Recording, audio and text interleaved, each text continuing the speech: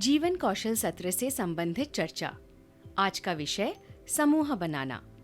आज की चर्चा का उद्देश्य समूह क्या है और समूह क्यों बनाए जाते हैं, समूह में काम करने के फायदे और उसकी जरूरत को समझना, समूह के लिए समूह के नियम बनाना एवं सबकी सहमति लेना सीखना। जीवन कौशलों से संबंधित चर्चा में आप सबका स्वागत है। मैं हूं आपकी जीवन कौशल सहजकर्ता। साथियों, आज हम समूह बनाने और समूह में काम करने पर चर्चा करेंगे। बहुत बार स्कूल और अपने समुदाय में हम एक समूह के तौर पर काम करते हैं। स्कूल में आपके साथ जीवन कौशल सत्र भी एक समूह में लिया जाएगा। समूह को 2 या 2 से अधिक लोगों के रूप में परिभाषित किया जा सकता है और एक दूसरे के साथ बातचीत करते हैं, समान विशेषताओं को साझा करते हैं और सामूहिक रूप से एकता की भावना रखते हैं। आइए दोस्तों, मैं आपको समूह में कार्य करने से जुड़ा एक किस्सा सुनाती हूँ। मीना के स्कूल में वार्षिक उत्सव था जो पिछले वर्षों के मुकाबले कुछ अलग था। मीना का बहुत मन था कि वो अपने वार्षिक उत्सव का हिस्सा बने। इस बार के वार्षिक उत्सव में सांस्कृतिक कार्यक्रम के साथ साथ विज्ञान से जुड़ी प्रदर्शनी भी होनी थी।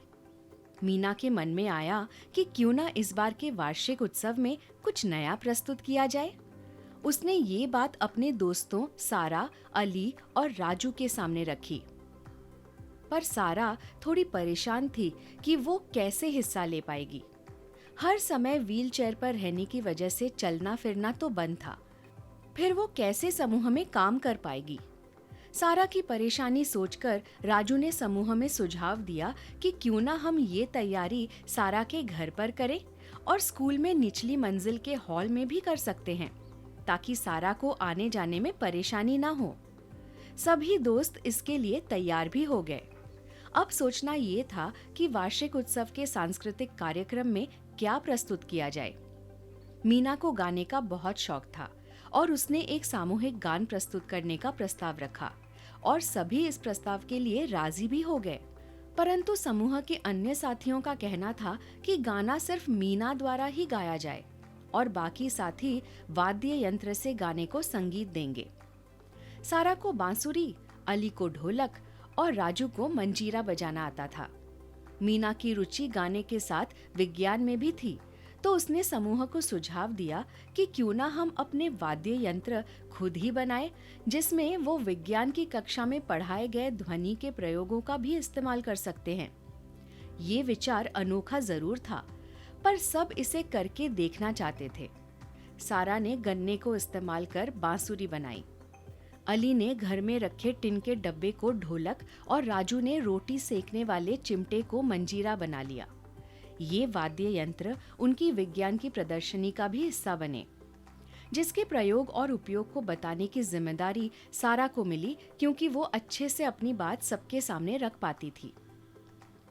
तब समूह ने तय किया कि इस बार के वार्षिक उत्सव में सामूहिक प्रस्तुति ही की जाएगी। अब समूह का नामकरण किया जाना था, तो सामूहिक चर्चा से समूह को धूम धड़ाका नाम दिया गया। सभी ने आपसी सहमति से वार्षिक उत्सव तक नियमित अभ्यास के लिए कुछ नियम बनाए, जो इस प्रकार हैं। सभी तय समय पर एक जगह मिलेंगे। मिलने से पहले अपने वाद्य यंत्र की जांच कर लें, ताकि उन्हें सुधारने या बदलने का समय मिल पाए। अभ्यास के निर्धारित समय में कोई अन्य विषयों पर चर्चा नहीं करेगा। इस तरह समूह अपने नियम अनुसार अभ्यास करता रहा और वार्षिक उत्सव में एक शानदार प्रस्तुति की और लोगों से खूब तारीफें भी बटोरी। अभी आपने देखा कि समूह के सभी सदस्यों में अलग अलग खूबियां थी। सभी ने अपनी खूबियों को समझा और उसका सही उपयोग भी किया। सोचो, यदि सभी गाना गाने की या मंजीरा बजाने या प्रदर्शनी में बोलने की जिद करने लगते, तो क्या तब भी इतनी ही शानदार प्रस्तुति हो पाती? समूह बनाना एक महत्वपूर्ण गतिविधि है। समूह के प्रत्येक व्यक्ति की खूबियों को पहचानते हुए उसका सही उपयोग एवं उन्हें बेहतर करने के लिए लगातार प्रोत्साहित करते रहना ही समूह का उद्देश्य हो, तो बहुत से मुश्किल कामों को बेहद रोचक ढंग से हल किया जा सकता है। तो दोस्तों, आपको ये किस्सा कैसा लगा? उम्मीद है ये किस्सा आपको जरूर पसंद आया होगा। हमारे दैनिक जीवन में कुछ काम ऐसे भी होते हैं जिन्हें मिलजुल कर ही किया जा सकता है। उदाहरण के तौर पर हमारे स्कूल में होने वाले वार्षिक उत्सव, बाल सभाएं या खेल उत्सव आदि। समूह में काम के दौरान हम सभी अपने मन की बात और भावनाएं एक दूसरों के साथ बांट सके। इसके लिए ये जरूरी है कि आपसी सहमति से समूह के कुछ नियम तय किए जाएं। समूह के नियम समूह के साथियों के बीच किए गए समझौते की तरह हो और सभी समूह को बेहतर बनाने के लिए प्रयास करें। उदाहरण के लिए समूह के कुछ नियम ऐसे हो सकते हैं। अपने विचारों और भावनाओं के बारे में बात करूंगी या करूंगा। एक समय में एक व्यक्ति ही बोले। सभी की बातों को ध्यान से सुना जाए। आप भी सोचिए और बताएं कि एक समूह के और क्या नियम हो सकते हैं। तो दोस्तों, आज हमने समूह में काम करने के फायदे और उसकी जरूरत को समझा और ये भी समझा कि एक दूसरे की खूबियों को जानते हुए आपसी सहमति से तय किए गए नियमों का पालन करते हुए किसी भी काम को रोचक या सरल तरीके से हल किया जा सकता है।